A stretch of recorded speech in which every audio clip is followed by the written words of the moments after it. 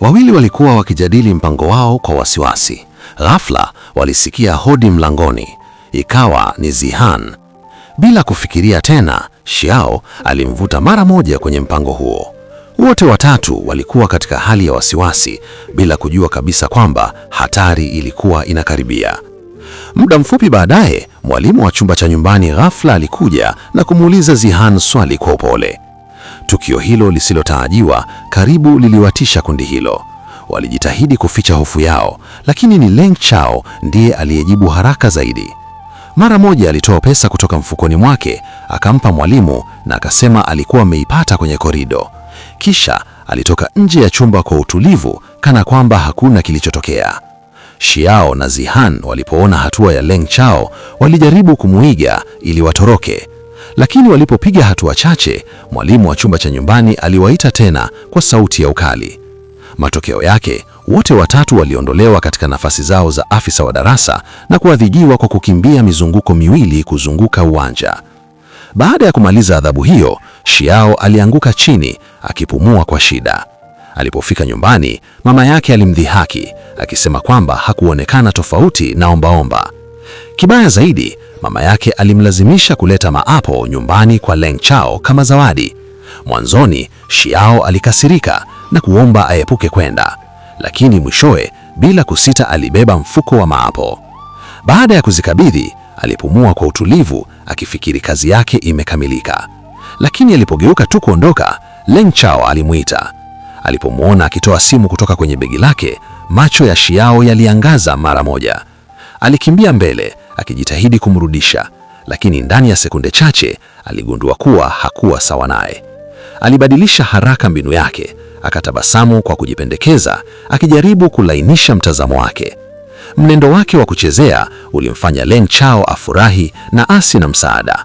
Kwa hivyo alikaa chini na kuendelea kuandika ripoti ya kujitafakari. Ilibainika kuwa ili kumsaidia Xiao kupata simu yake, Leng Chao alikuwa amemwendea mwalimu mwenyewe akidai kwamba mtu alikuwa ameichukua simu yake na aliitaka irudishwe. Kwa sababu ya uongo huu, alilazimika kuandika ripoti ya kujitafakari. Hata mtu mwerevu kama Leng Chao hakuweza kuepuka kufanya jambo la kipumbavu mara alipojikuta katika hisia kwa mtu aliyempenda. Siku iliyofuata, Xiao na Wan walipata umakini wa mwalimu kwa ajili ya kupiga soga wakati wa darasa. Baadaye, Wan alizama katika mchoro wake na kuitwa ofisini. Kwa sura ya ukali, mwalimu alimuuliza alikuwa akichora nini. Wan alijibu kwamba alikuwa akichora watalii. Na bila shaka, watalii walilazimika kuja na vibanda vya vitafunio. Bila kutarajia, jibu lake lilisababisha mjadala wa ghafla kati ya hao wawili, kumwacha mwalimu akiwa udhikika na hana msaada, bila kujua jinsi ya kushughulikia hali.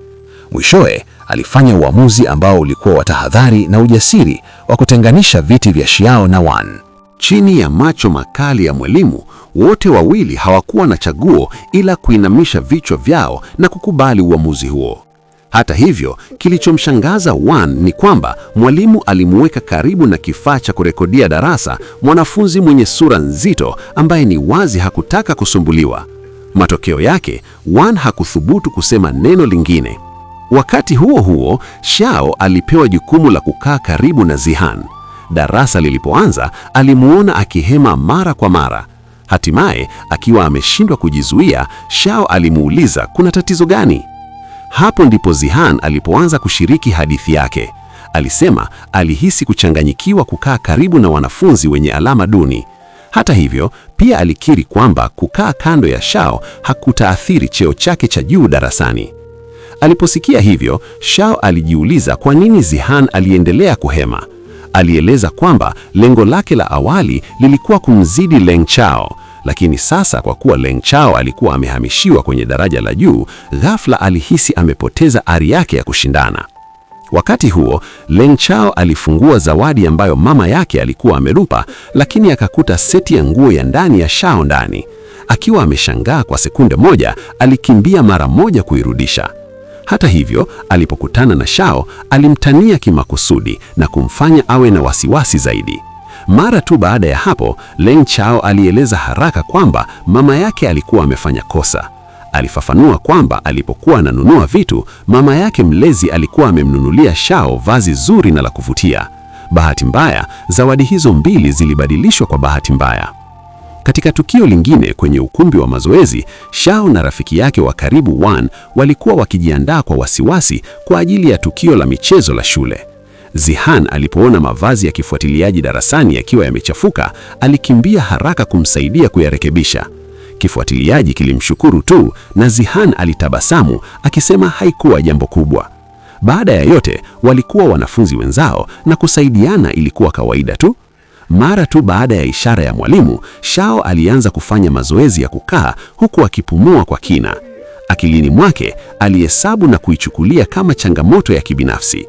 Katika dakika za mwisho, Shao na Wan walikumbatana kwa nguvu kana kwamba walikuwa karibu kuaga dunia, lakini unabii huo ulitimia karibu mara moja. Mpira wa kikapu ulitokea ghafla na kumpiga Shao kwa nguvu na kumfanya apoteze fahamu papo hapo. Kuona hivi, Leng Chao aliingiwa na hofu na kukimbilia kumtazama. Bahati nzuri, athari haikuwa kubwa sana. Hata hivyo, msamaha wa uzembe kutoka kwa mwananzima aliyesababisha ajali hiyo ulimfanya Leng Chao aghadhibika mara moja. Alivua koti lake akipuuzia sura za kushangazwa kutoka kwa kila mtu aliyemzunguka na kuelekea uwanjani tayari kucheza kwa dhamira kali. Wakati huo, Shao alisimama nje ya uwanja akimtazama Leng Chao, rafiki yake wa utotoni ambaye alikuwa pamoja naye. Mara moja aligundua kwamba mahali pale njiani, mvulana huyo wa zamani alikuwa mtu ana nguvu ya kutosha kumlinda yeye. Jioni hiyo, Leng Chao aliporudi nyumbani, aligundua jambo lisilo la kawaida kuhusu mama yake. Kulikuwa na hisia ya kuchanganyikiwa usoni mwake ambayo ilimfanya awe na wasiwasi. Baada ya kumshinikiza ampe majibu, hatimaye alikiri kwamba alitaka kumtambulisha kwa mwanamume. Aliposikia hivyo, Leng Chao aliganda. Ghafla, alikumbuka siku chache zilizopita alipokuwa ameenda kumchukua mama yake kutoka kazini, na kwa bahati mbaya akamwona akiingia kwenye gari la mgeni. Wakati huo, alikuwa tayari ameanza kupanga mambo. Hata hivyo, Leng Chao alichagua kukaa kimya, akijua ni ugumu kiasi gani mama yake alikuwa amepitia kwa miaka mingi. Tangu utotoni, Leng Chao alichokuwa kikitaka ni mama yake awe na furaha. Ndiyo maana alikuwa tayari kuheshimu uamuzi wowote aliofanya, hata kama bado alikuwa na mashaka. Hata hivyo, Leng Chao alipokutana na mtu huyo hatimaye, alishangaa. Ikawa ni dereva wa zamani wa baba yake. Lakini huyo hakuwa mtu ambaye mama yake alitaka kumtambulisha. Ilibainika kuwa mtu aliyemmaanisha alikuwa baba yake mzazi, Lu Wang. Sasa Lu Wang alikuwa amejenga biashara yenye mafanikio na kuwa mjasiriamali maarufu. Hata hivyo, kwa Leng Chao, ukweli huo haukuleta furaha yoyote. Moyoni mwake, taswira ya baba ambaye alikuwa ameondoka kwa miaka mingi ilibaki kuwa kovu lisilopona.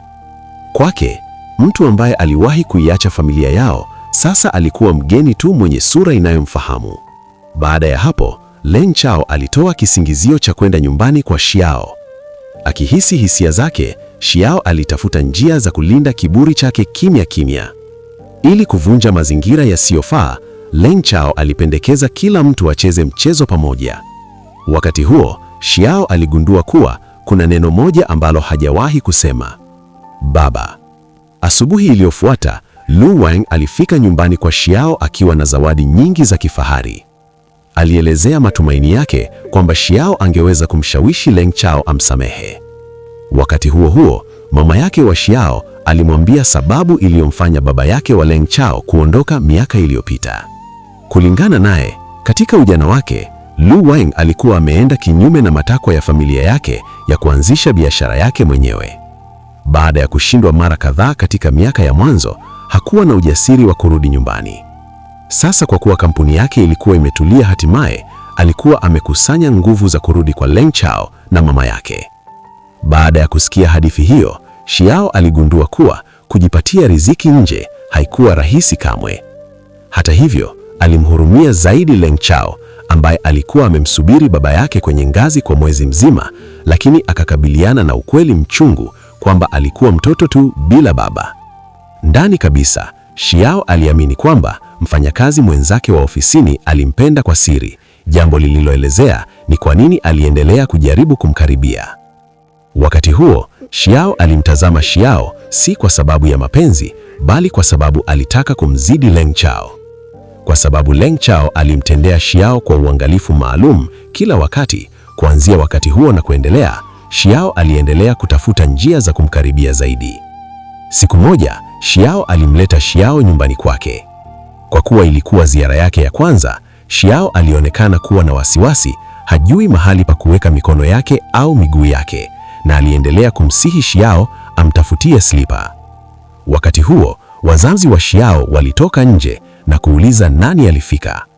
Xiao aliwasalimia kwa adabu, ikiwacha familia ya Xiao ikiwa imeshangazwa na kuchanganyikiwa. Kwa Zilio lakini, alikuwa ni mtoto wa mfanyabiashara maarufu.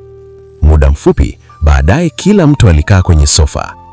Mazingira yakawa kimya sana, kiasi cha kwamba kila mwendo mdogo wa miguu ya Chihan uliweza kusikika kwa dhihiri. Baba yake wa Xiao hakuweza kuzizuia kucheka, akisema kwamba kijana anaonekana mrembo.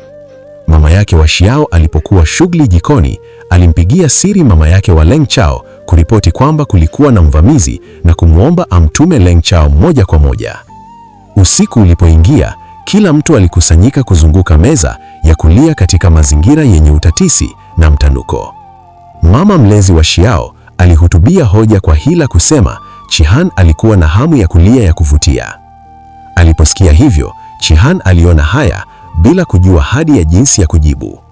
Wakati huo, baba yake wa Xiao alimtia moyo Ale zaidi, jambo ambalo lilimfanya awe na wasiwasi zaidi.